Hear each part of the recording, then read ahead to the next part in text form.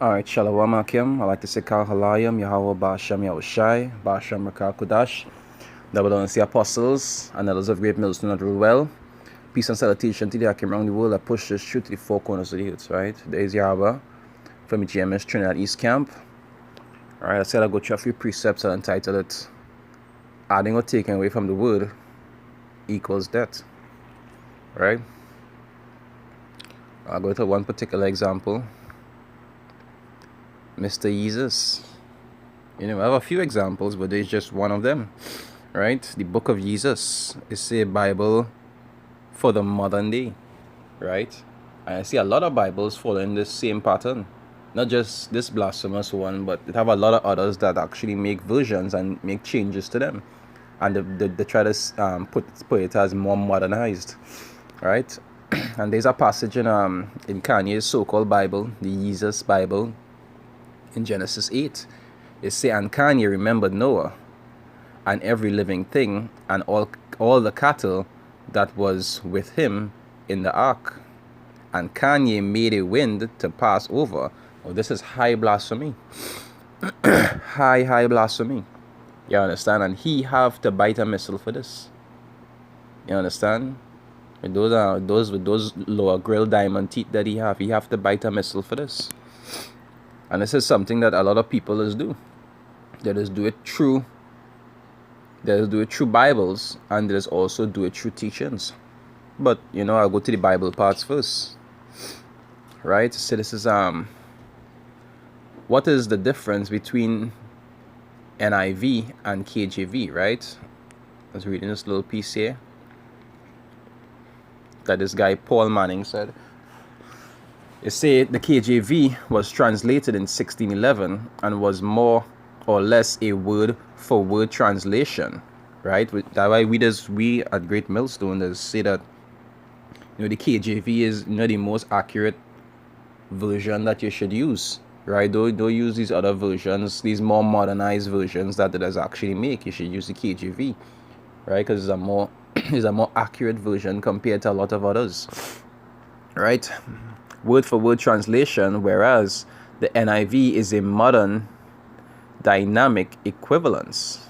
All right, it's a equivalence version where the translators carefully study the context to ascertain the author's intention and therefore may add in extra words or change sentences or change sentence structures to get the sense of the passage. So they adding in words and they taking out words and changing words to give you a more modern feel of what that's how they're trying to put it. A more modern feel of what they was trying to say back then. When really and truly, these people are changing these words. They're not changing it to actually help you learn. They're changing it to actually help deceive you by reading the Bible. Because I was reading another article and they was saying that some of the changes that they make is to suit the more modern day preference. You understand? And that is what they're making these new version Bibles for. It's to suit modern day preference. People who might prefer to hear this more than hear that. That is where it is they're actually making changes too. Right? Let me go down. Here's an example speaking of the dishonesty of Judas, right? Dishonesty of Judas. It says KJV, the definition of bear, has changed, obscuring the meaning of the last phrase, right? And we see any differences how to change this passage. Is what John 12:6 is say. This he said, not that he cared for the poor, but because he was a thief, and had the bag, and bare what was put therein. And the other passage saying, now he said this, not because he was concerned about the poor, but because he was a thief. And as he had the money box, he used to pilfer what was put into it. You understand? So you see how it changing All the different verses changing to suit the more modern term. But why, when they change these things, what they're doing is actually making you understand something different to what is actually being said. Right? Right. And that way you say here under the NIV version, it say, the funny part is that the future readers may lose understanding of what help himself means as that idiom moves out of use, whereas pilfer is likely to remain. You understand? So they're actually changing your concept of it. And to talk about that in the book of Sirach, right? That's in the Apocrypha Ecclesiasticus, right? I'll read from I'll put it up to the top so that you'll know exactly where I'm starting from. Right? I know it's a long passage. Right? It say, wherefore let me entreat you to read it with favor and attention, and to pardon us wherein we may seem to come short of some words. It say, which we have labored to interpret. And this is like the people who was interpreting it to different languages, right? Okay, you know about the 1611 and the scholars who actually had to do the translations from Hebrew and some Greek and Latin, you know. It say, for the same thing uttered in Hebrew and translated into another language. It's Slakia. Uttered in Hebrew and translated into another tongue have not the same force in them. And not only these things, but the law itself and the prophets and the rest of the book have no small difference. It say, when they are spoken in another language. So even in English, it will be as watered down from how it originally was. That is why when we're using these scriptures, we just had to go into like the Blue Letter and all these other, Strongs and Concord and so forth to be able to get the understanding of what was actually being said. Because when it change into English, it just have differences. And these people are actually bringing out these new version Bibles. They're making it even worse. Why? Because they don't want people to understand. They just actually see the men of the Lord preaching on the streets and bringing out certain things, and they just record these things and go and make the changes to them in their Bibles. That way you'll see, I believe it's the NIV. I think the NLT and the NLV is supposed to be the same thing. The NIV and the NLT is supposed to be the same thing, or very similar. And they make changes to that Bible like 3 times already. Why? Because every time they realize that they leave something out that could be used against the wickedness they just be teaching, they just go and make changes to suit their doctrine. You understand? And that is really adding and taking away from the scriptures. And they will have to answer for that. That is what Revelation 22:18. It says, for I testify unto every man that heareth the word of the prophecy of this book. If any man shall add unto these things, God shall add unto him the plagues that are written in this book, right? So okay, in this book. And if any man shall take away from the words of the book of this prophecy, power shall take away his part out of the book of life and out of the holy city and from the things which are written in this book. So they have a punishment to receive for these things. You understand? They have a punishment to receive.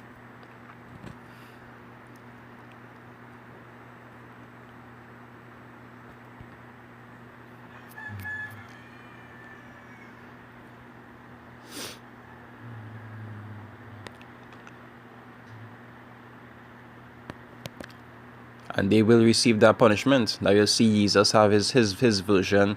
You'll see the Catholics have their versions. I think even Beyonce has her own church and she have her own Bible. The Jehovah's Witnesses, they have a different version, which is a manipulated version compared to how it's supposed to be. You understand? And that is just the written version.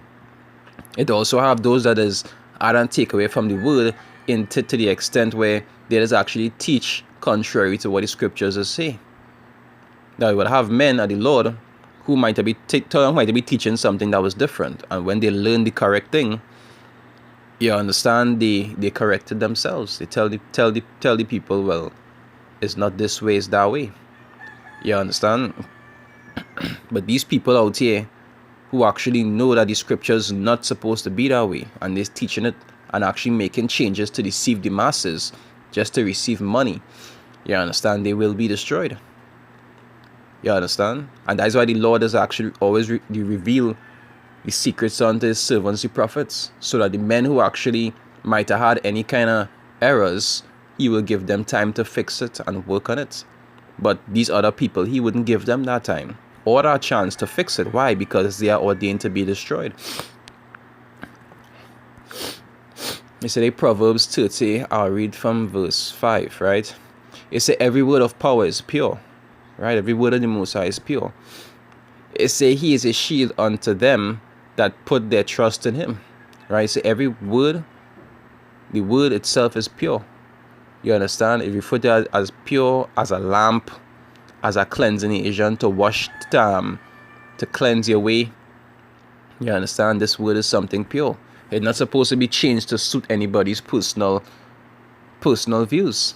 You see, even homos was, the LGBT and people who deal in these kind of stuff, they was even talking about making changes to suit modern day people's preferences. The Lord don't care about your preferences.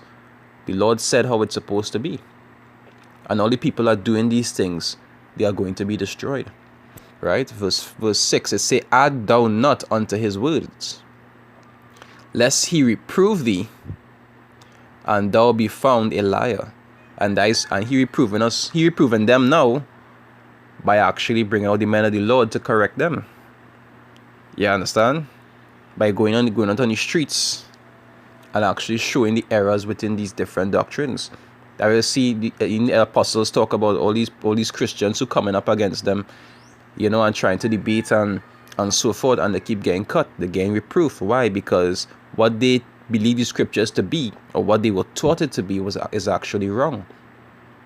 He reproving them first now by his mouth, which is the prophets, and then afterwards they'll receive destruction for the ones that don't take heed. You understand? And I'm gonna go through some example. I'll go through one example. So this is just like the same example the man talk about in terms how the modern day reader wouldn't be able to understand the differences. And the same thing with the Ecclesiasticus that we read, right? It said this is the NLT. I'll go in the NLT. Jeremiah 14 verse 2, right? This is the NLT. Jeremiah 14 verse 2. It said Judah wilts. It said commerce at the city gates grinds to a halt. Right? It said all the people sit on the ground in mourning, and a great cry rises from Jerusalem. Now that way it's saying the NLT. Let me see what the KJV says. Right? Let's see what the KJV says. Right. It says the KJV. It said Judah mourneth, and the gates thereof languish. It said they are black unto the ground. And that is certain things that they just like to change. That being black unto the ground, because Judahites were what? Dark skin. You understand? There are certain scriptures that they like to take out. There are certain changes that they just make because they don't want people to know these things. That one major reason why they just make these changes and these rehearsals. You understand? And actually change certain things because they don't want people to know what they're supposed to know. You understand? So they make these changes so people could be deceived a lot easier. They say, well, I don't read that Bible, I just read this Bible, and the word of the Lord is pure. So I know this Bible is correct because, and that is the kind of mindset people will have. They'll be reading a Bible that more suiting their doctrine. and deceiving themselves to think that it's okay. Because why? Because it actually written the Holy Bible. These people who doing these things, they are going to be destroyed for that. You understand? They are black unto the ground, and the cry of Jerusalem is going up. And that is just one change compared to all the others that it does make to help deceive the masses.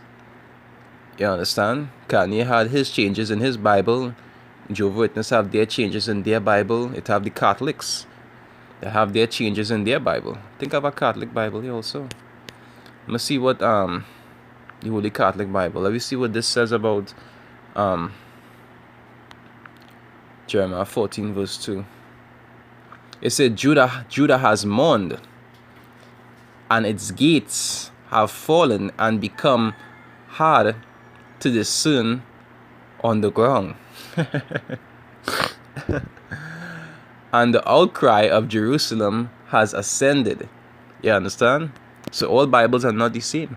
That's why the men of the Lord, under GMS, was recommend to use the KJV, because it's the most accurate translation that you will get compared to all these other translations that they made to try to help deceive the masses. Anyway, I hope it was edifying to anybody that listened. With that, I'd like to say Kal Halayim, Yahweh Ba'asham Yahushai, Ba'asham Rakakodash, right double honors the apostles and others of great millstone that rule well. Peace and salutation to the Akim around the world that pushes through to the four corners of the earth.